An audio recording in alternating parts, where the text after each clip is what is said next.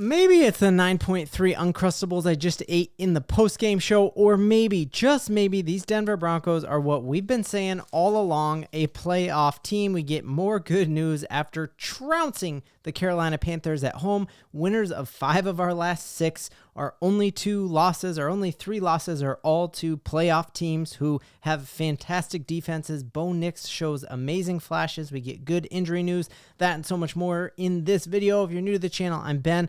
I'm a diehard Denver Broncos fan, and the playoffs are in sight. If you like the Broncos and believe that the playoff drought is over, it helps me out a ton if you would like and subscribe. So diving into it, first off, there are going to be a ton of haters out there saying, oh, you did it to the Saints, you did it to Carolina, congrats. There were multiple 1-6 teams today who won in decisive fashion, in shocking fashion. The Broncos taking care of a worse team is not something to look past. It is any given Sunday in the NFL, and you can't look past any team. I am insanely hyped with how great the Broncos showed up for this game, that they did not let their foots off the gas, and we beat them more handily than than Caleb Williams beat them. We beat them, and even last week, our game against the Saints, we played the Saints better than the Chargers just played the Saints, even though they had more injuries the Saints did this week than they did last week. So I just think there are a lot of haters who are going to be like, oh, you haven't beat good teams. But, dude, we have, and we've just getting more and more good news. So the first amazing piece of good news is we've all known since week 1 that this defense was going to keep us in every single game, that we have multiple guys on track to hit that 10-sack mark. Our defensive line, by every available metric, is the best defensive line in football, and it comes all over the place. It's on the sides with Cooper and Benito and Ellis and Baron Browning. It's in the middle with John Franklin Meyer and Zach Allen. And then we have the best corner in football in Pat Surtain, and the best corner too in Riley Moss. So our defense is fantastic. And the question was, like, is Bo Nix really going to get better every week like we predicted he's going to? Well, guess what? He just did. And the Carolina Panthers are not that bad of a team against the pass. And Bo Nix lit them up like a Christmas tree, you guys. So Bo Nix, 4 total touchdowns, 3 of them in the air, 2 of them to tight ends. That was an amazing wrinkle that I was not used to seeing in this team. I had been shouting from the rooftops like we should go out and get Njoku if he's available, and I think that our tight ends stepped up today. I was worried that Kroll got hurt on that fake field goal, and he was back in the game with a great catch there. But to see Bo Nix go out and play with the level of swagger and confidence that he did, not looking past this team, but really putting the foot on the neck, was fantastic. Seeing Courtland Sutton, after being 0 targets last week, come out and not be throwing Bo under the bus, not throw Sean Payton under the bus, but really be like a humble guy, being like, hey, I don't care if we won. That's all I care about. Well, this week, the first half, he almost goes over 100 yards and ends up with 100 yards and looked fantastic there. He did fumble late. Sean Payton threw him under the bus. We're going to be talking about that later on in the week for sure. But seeing Courtland as a wide receiver 1 was fantastic and proved that he still is a wide receiver 1. Pat Surtain's interception was amazing. Seeing that we made it through this game without any major injuries is also a huge, awesome thing for us. That, when you're playing starters till the end, I was worried. I was even worried on that Pat Surtain interception. You see all of his teammates gather around him, and they went right to commercial, and I'm like, oh no, is he hurt? And I'm checking Twitter like crazy, and then it shows him after the commercial break, like chopping it up and laughing with his friends, and then he was fine. Seeing Nick Benito tie Von Miller's sack streak is incredible. Seeing that, he could break it, and, we got Mahomes coming up, we got Lamar Jackson coming up, he'll have plenty of opportunities. Seeing how great we played on 3rd down. This defense is very porous against the run, but they are a formidable defense against the pass, and Bo Nix lit them up.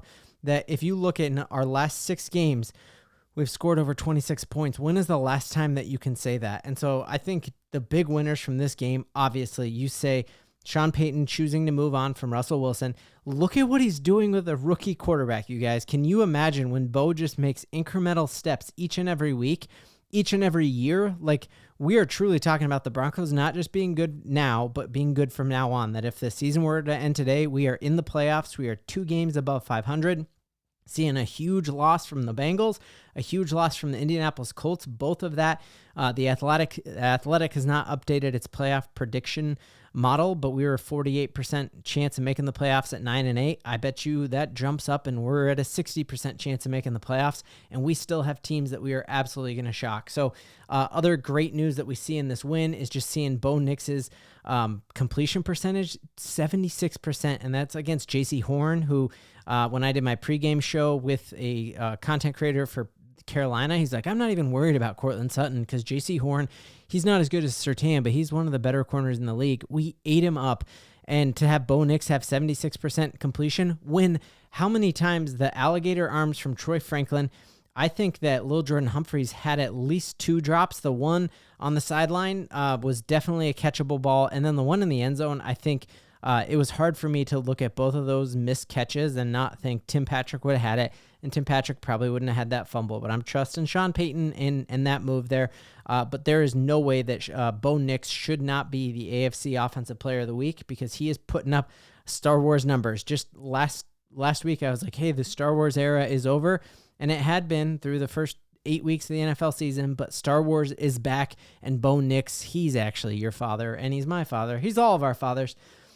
Really awesome talking point into this entire week is that we are hearing Sean Payton in multiple post-game press conferences, one with Dave Logan, and then another one when he's on the podium, say he was insanely impressed with Bo Nix, but he literally says the words, do we have enough around him? And then to Cortland Sutton's fumble, he comes out and says, I'll have to find a guy I'll go out and get a receiver who won't fumble.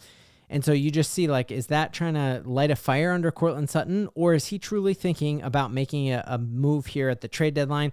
Cooper Kupp, like, there are still a lot of wide receivers out there to be had. You could grab the Bengals' chances of making the playoffs now after losing today. I think they are very, very low. And so do they move on from Higgins? Like, could we go out and get there? Are the Browns moving anybody? And so let's keep an eye on that all week for sure. Other thing I absolutely love that I think is great news is that it's easy when you've won 5 of your last 6 to start feeling your oats. And we remember after just beating the brakes off the Raiders, that's when all the joking about Ferris Bueller and Dennis the Menace started. And you don't see any of that lightheartedness starting to creep through here. You see these guys keeping their foot to the gas pedal and all gas, no brakes, and that's great. So you hear Sean Payton be like, hey, that was great, but I just got to say the truth here. There are better teams out there. We're going to face a lot of better teams. So it'd be easy to just be like, hey, we did it. Like, hooray for us. And you just see that that's not whatsoever the way that they're going about this. Even just hearing Nick Bonito, again, tying that Von Miller sack record right there, him talking about this upcoming road trip. And no level of... Yeah, I mean, I guess the good news is we've been playing good on the road so far this year. So, I mean, we welcome the challenge. We know it's going to be, great for us to go on the road against those 2 teams. So, we're ready for it. So, not, no overconfidence. He's like, hey, we've been playing really good on the road, and we have been, right? Like, we've won more percentage-wise. We've played better on the road than we have at home, and so a very tough task here now with back-to-back weeks against the Raiders and against the Ravens. That Ravens game, I think they are in a point there with their race with the Pittsburgh Steelers that they're getting down to the point where, like, they have to start stomping that division and running away with it. And so they're going to be playing angry. They just lost a bad game to the Browns that they should have won and had multiple opportunities to win, had Jameis turn it over. And I hate playing against a team after they lost because it's hard to beat teams when they're riled up and upset. But we saw the last time the Ravens were upset and riled up was after they lost to the Chiefs with some questionable calls from the officials, and they go back home and lose to the Raiders. So if the Raiders can go to Baltimore and beat these guys, we are infinitely better than the Raiders, so why can't we? And so that's what it starts this week. We are covering all of it here. Last thing here is, as I promised here, we saw here that the Denver Broncos players eat 700 Uncrustables each week, and if you break that down per player, it's about 9.3. And so in my live video, I ate 9.3 Uncrustable videos. I'll link it in the description if you want to watch my pain. But I have the Uncrustable sweats right now, and it doesn't feel good, but it was worth it because we have a ton to Bo-LIEVE in. It was the sugar from the Uncrustable.